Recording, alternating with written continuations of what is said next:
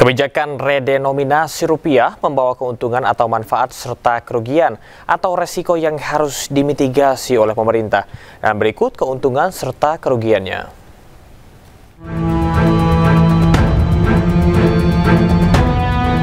Keuntungan atau manfaat redenominasi rupiah. 1. Penyederhanaan transaksi. Hal ini akan membuat transaksi tunai maupun non-tunai jadi lebih praktis dan efisien. 2. Efisiensi administrasi. Memudahkan pencatatan keuangan, pembukuan, dan administrasi akuntansi sehingga mengurangi risiko kesalahan input.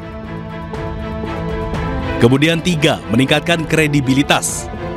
Nominal mata uang yang lebih ringkas dan setara dengan mata uang regional seperti di negara-negara ASEAN dapat meningkatkan citra, harkat, dan kepercayaan diri terhadap rupiah di mata internasional.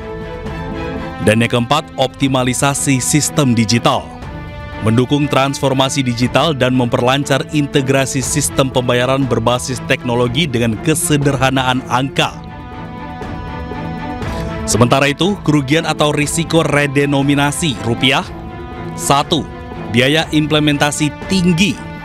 Biaya ini mencakup pencetakan ulang uang kertas dan koin dengan nominal baru, sosialisasi kebijakan ke seluruh lapisan masyarakat, serta penyesuaian sistem IT perbankan. 2. Inflasi psikologis. Kekhawatiran bahwa pedagang akan memanfaatkan kesempatan untuk melakukan pembulatan harga ke atas. Kemudian 3. Kekhawatiran masyarakat.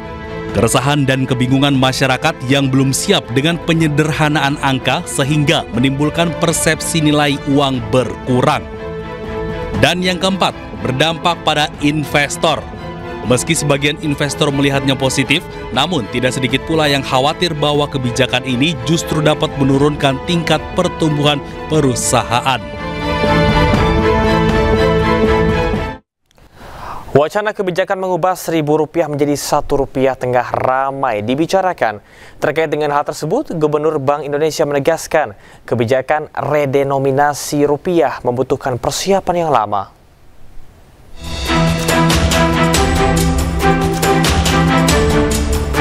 Gubernur Bank Indonesia Peri Warjio menanggapi soal wacana redenominasi rupiah yang belakangan ini tengah ramai dibicarakan. Pada Rabu siang dalam rapat kerja dengan Komisi 11 Dewan Perwakilan Rakyat, Peri menjelaskan bahwa langkah redenominasi akan membutuhkan waktu. Sementara itu kini pemerintah dan Bank Indonesia masih fokus menjaga stabilitas dan mendorong pertumbuhan ekonomi. Yang berkaitan dengan redenominasi itu saja kami pada saat ini lebih fokus menjaga stabilitas dan mendorong pertumbuhan ekonomi. Itu fokusnya adalah seperti itu sehingga apalagi redenominasi itu memerlukan timing dan juga persiapan yang lebih lama. Sebelumnya Menteri Keuangan Republik Indonesia Purbayayudi Sadewa memastikan pihaknya bukanlah pengusul RUU redenominasi yang ditargetkan rampung 1 tahun ke depan. Kebijakan redenominasi rupiah atau penyederhanaan nilai mata uang sepenuhnya menjadi kewenangan Bank Indonesia. Itu kebijakan Bank Sentral dan dia nanti akan diterapkan sesuai dengan kebutuhan pada waktunya. Sehingga sekarang nggak tahun depan. Tahun depan? Nggak tahun depan. Saya nggak tahu itu bukan Menteri Keuangan tapi urusan Bank Sentral. Kan Bank Sentral udah kasih pernyataan tadi kan. Redenominasi adalah pemangkasan atau penyederhanaan nilai mata uang tanpa memengaruhi nilai tukarnya yang dilakukan saat kondisi ekonomi sedang stabil atau sehat. Contohnya uang pecahan Rp1.000 diubah menjadi Rp1.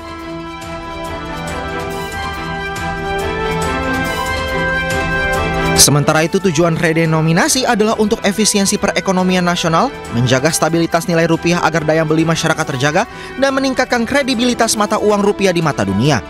Tim Liputan iNews melaporkan. Menteri Pertanian Amran Sulaiman melakukan sidak ke distributor pupuk di Kecamatan Ciasem, Subang, Jawa Barat. Sidak ini dilakukan untuk memastikan ketersediaan pupuk. Menteri Pertanian langsung menemui distributor pupuk untuk memastikan harga pupuk yang dijual ke petani sesuai dengan harga yang ditentukan oleh pemerintah. Amran juga mengaku telah menjalankan perintah Presiden Prabowo untuk memberikan subsidi pupuk ke seluruh petani. Mentan Amran mengaku telah menutup lebih dari 2.000 kios pupuk bandel yang menjual harga di atas ketentuan pemerintah.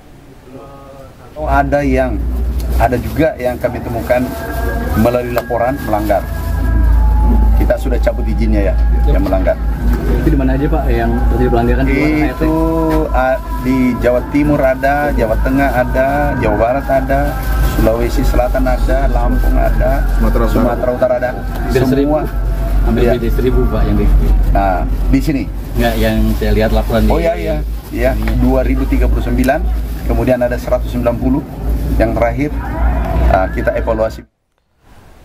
Presiden Republik Indonesia Prabowo Subianto mengunjungi kapal Mas Canberra di Garden Island Naval Base, Australia. Kunjungan ini menjadi simbol penguatan pertahanan Indonesia-Australia.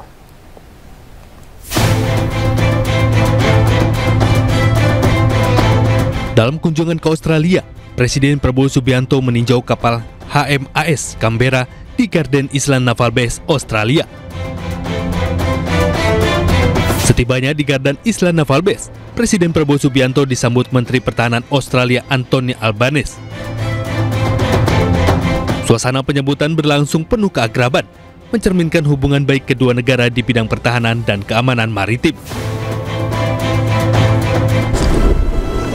We, I think, concluded an important agreement, an important treaty between Australia and Indonesia, committing ourselves to close cooperation in the defense and security field. Selain itu, kunjungan Presiden Prabowo ke HMAS Canberra menjadi simbol eratnya hubungan Indonesia dan Australia sebagai dua negara maritim yang saling menghormati dan berkomitmen menjaga stabilitas serta perdamaian.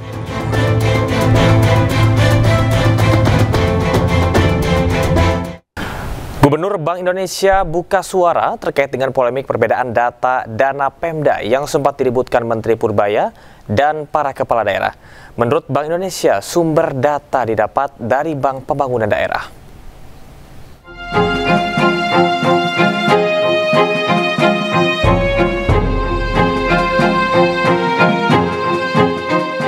Setelah sekian lama ditunggu, akhirnya Gubernur Bank Indonesia Peri Warjio menjawab polemik perbedaan dana APBD yang dimiliki Kementerian Keuangan dan Kementerian Dalam Negeri. Peri menjawab data Pemda didapat dari Bank Pembangunan Daerah yang dilaporkan kepada pemerintah melalui Kementerian Keuangan.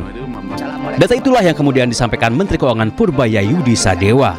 Nanti kalau data rekening Pemda di BPD ya kami terima dari BPD dan itu yang kami sampaikan dan itu sama data pemerintah daerah uangnya Pemda di BPD itu reportnya ke kami dan itu juga kami sampaikan kepada Kementerian Keuangan itu yang kami lakukan. Sebelumnya terjadi silang pendapat antara Menteri Keuangan Purbaya Yudi Sadewa dengan para kepala daerah. Purbaya menyebut hingga akhir September 2025 dana APBD mengendap hingga 234 triliun rupiah. Karena tidak sesuai dengan data yang dimiliki Pemda, pernyataan Purbaya rame-rame ditolak para kepala daerah. Sementara menurut Purbaya, data itu didapatkan dari laporan Bank Indonesia. Itu dana dari BI, itu dicek sama BI, harusnya betul seperti itu. Mereka harus cek lagi seperti apa dana di perbankannya mereka. Sementara Menteri Dalam Negeri Tito Karnavian memastikan perbedaan data dana Pemda akibat perbedaan waktu pencatatan dan perbedaan data yang dibacakan. Tim Liputan iNews melaporkan.